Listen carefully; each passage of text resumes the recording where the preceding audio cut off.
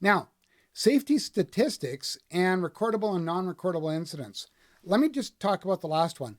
There should never be a non-recordable incident. If you have anything that disrupts work in any way, shape, or form, it should be considered an incident. Okay, whether it be what some people term as a near miss, actually a close call. A near miss means you actually got punched in the face. When you're considering incidents to report, everything that disrupts work should be reported. So that you shouldn't have anything such as a non-reportable incident. It's just the level of reporting is going to be based on the magnitude. Same as the level of investigation is going to be based on the magnitude. Now, if someone cuts their finger and they go seek first aid, because realistically, there's very little jurisdictions that say that you shouldn't have first aid for every single injury. So they go see first aid, the first aid attendant would deal with it and then record the incident. So that incident is recorded and it would be part of the first aid statistics. It would be. And there's a lot of jurisdictions that require organizations to maintain statistics on the different first aid calls, whether they be ones that the worker needs to seek medical aid or they could be treated and maintained at work. No matter what, most organizations require the compilation of statistics for first aid calls. Now, you have a couple of different kinds of statistics. You have leading and lagging indicators.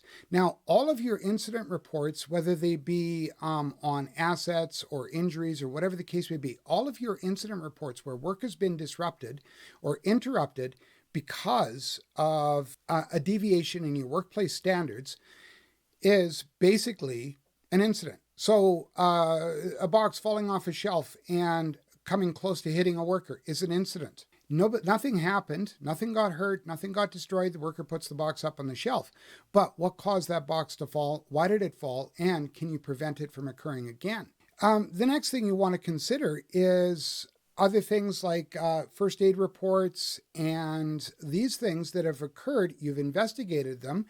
And they occurred in the past. Those are lagging indicators. So you can develop statistics that provide you with an opportunity for prevention, but helps you to understand what are your priority incidents, what are happening most of all, and dealing with them versus down to the least, because you should be trying to look after every single incident and prevent it. Now, your leading indicators. These are things like workplace inspections and the records of inspections are good.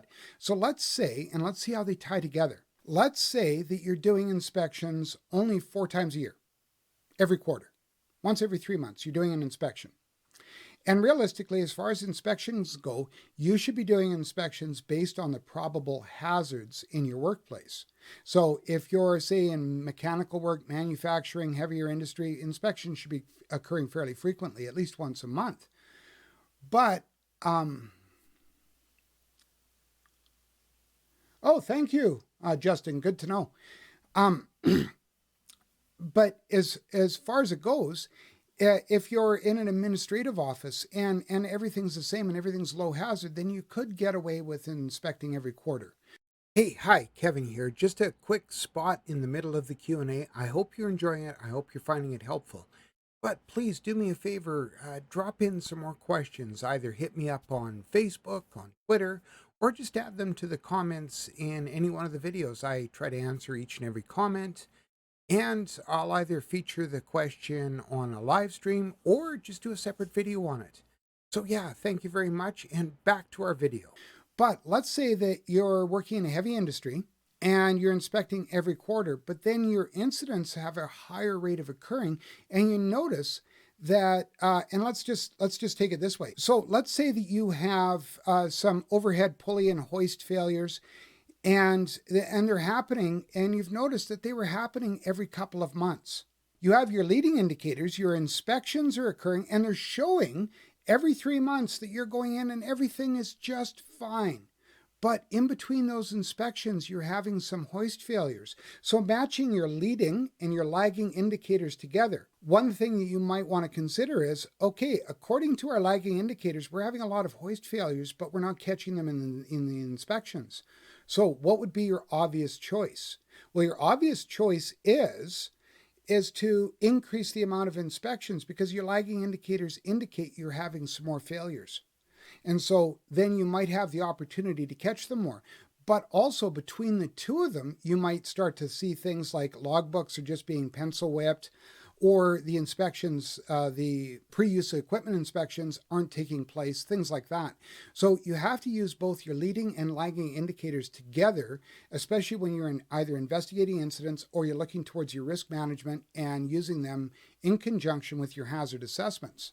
And so your statistics should be used both in prevention, but also in that continuous improvement process. And the prevention might just not be, a lot of people will look at prevention as mechanical adjustments and fixing something and so forth, but it also might be adjusting your safe work procedures, adding new safe work practices, creating different guides, erecting different signage, etc. Some of those administrative controls need to be addressed as well, not just the engineering controls. I hope that helps to answer that, Saifuldin, as far as statistics go.